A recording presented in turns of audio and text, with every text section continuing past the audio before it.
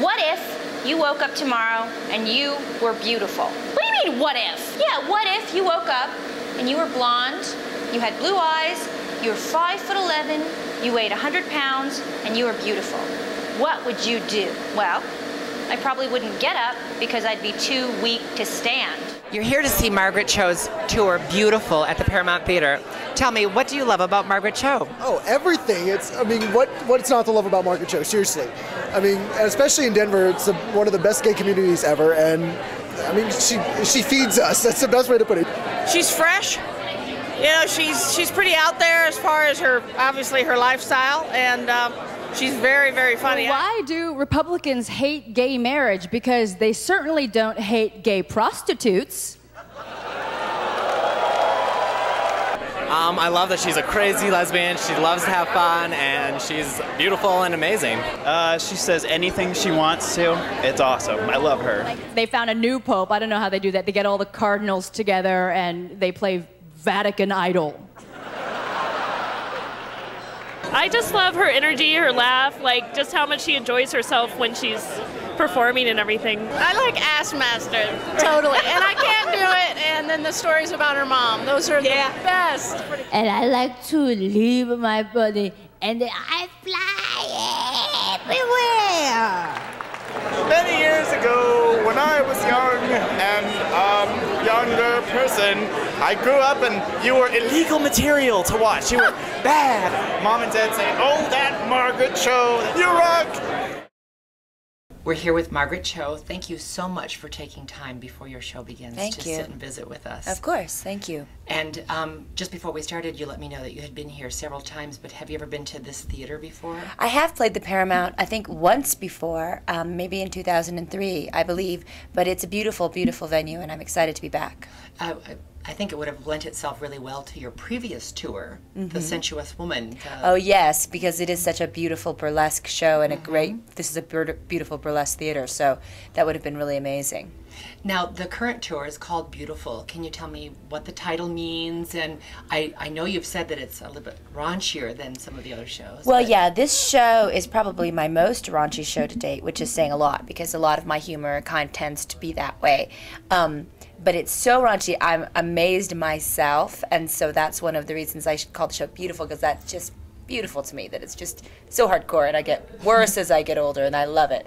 The way that we feel about ourselves in the queer community is very important, and I feel like the more we can emphasize our own beauty and feeling beautiful, the stronger we'll be politically, and the more advanced we'll be politically, and how far we'll go depends on how beautiful we feel. And so the show is really about feeling beautiful and making sure that people recognize it as a political message. But on your blog, you are a powerful writer. It's so raw on your blog, and lately you've been talking about body image and things like that, and because of the subject of your current tour, I'm wondering if that's something you can speak to now, about how that's playing into the material and on your blog as well.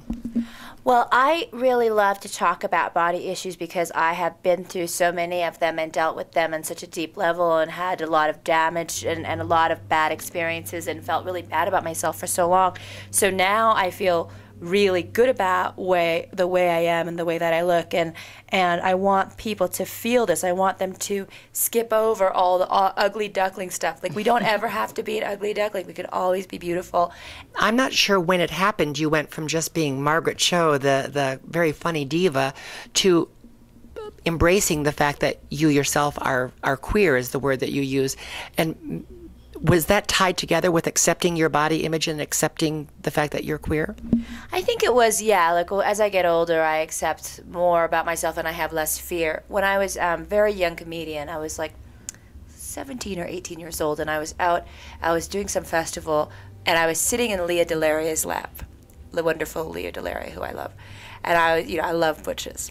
So I was sitting in her lap, and I was having a ball, and my very high-powered manager walked over to me at the time and dragged me to the corner, and he said, "Are you 100% straight?" And I was so afraid that I didn't answer, and he said, "Well, you know what? You are now." And I was like, okay. And I was so afraid of being found out as queer, of being because I had lots of relationships with men too, so I didn't feel like I belonged in the queer community, but I was queer. You know, it's very weird, and I realize I define myself now as an old school femme because I just like them butch. If it's a man or a woman or a trans guy, as long as they're butch, I'm down with it. So, but then I was so afraid, and so it took a long time to be more open about those things, to talk about those things. Do you think that gives you a little more freedom now in your comedy, or do you think it just sort of it was always there in the comedy? Well, I think having all this acceptance and feeling more free has made me just better as a performer and better artist, and I enjoy it more, and I just I don't know, I think I've hit my stride, which is a good thing. I would agree. You're really wonderful, and you're much loved here in Colorado, and so we're so glad that you're here with us tonight. Well, thank you very much. I am honored to be here. Hi, I'm Margaret Cho, and thanks for watching Colorado Outspoken.